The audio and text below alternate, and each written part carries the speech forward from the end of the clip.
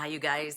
Happy December. Yay! I can't even believe it's already December. It's going so fast. I'm freaking out. I keep telling my son, he's taking so long. I said, oh my gosh, don't make it go any faster than it already is.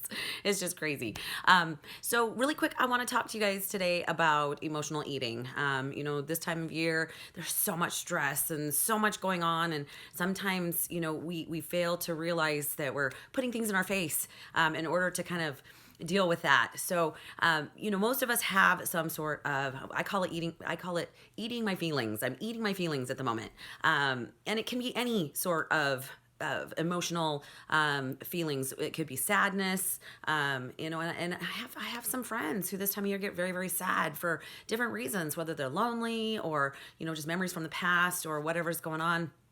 It could, for sure, stress. That's one of the reasons that I tend to want to gravitate towards chocolate.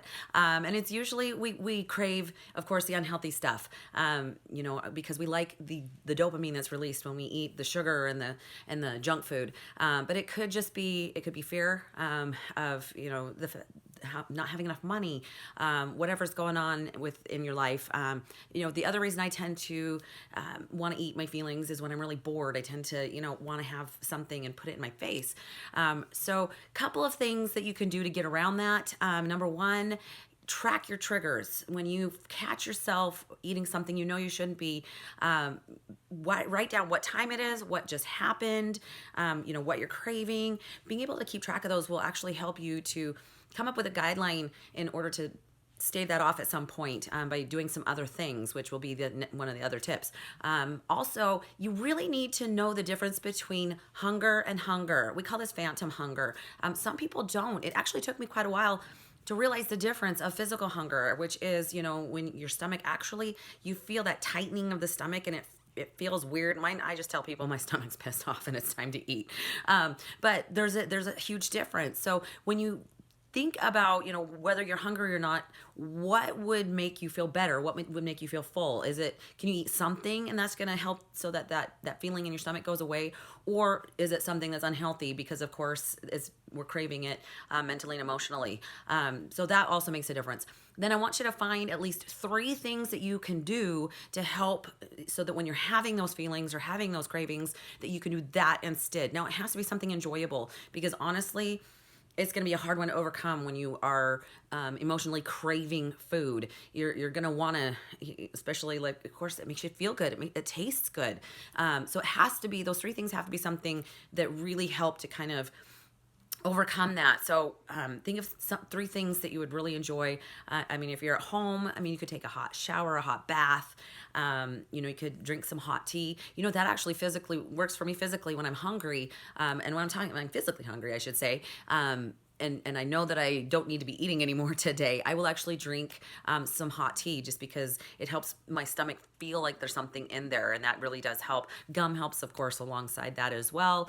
So see if you can come up with three things you can do, and let's make that your challenge for this week. Now, maybe some of you didn't understand what the challenge was last week because I've only had 2 people respond to it. Last week I wanted to know what you've learned so far from this experience, and also what you're still finding that you're really struggling with, because that way that helps me to address that in the next couple of weeks. And I think we have 3 weeks left. I know we're getting really close. Of course, we got to be done by Christmas because I want y'all to be able to enjoy Christmas and not have to worry about, being part of the challenge. Although, of course, then we have January and you'll probably start all over again and work on New Year's resolutions. But we'll talk a little bit about that as well. We'll talk about how to set up some healthy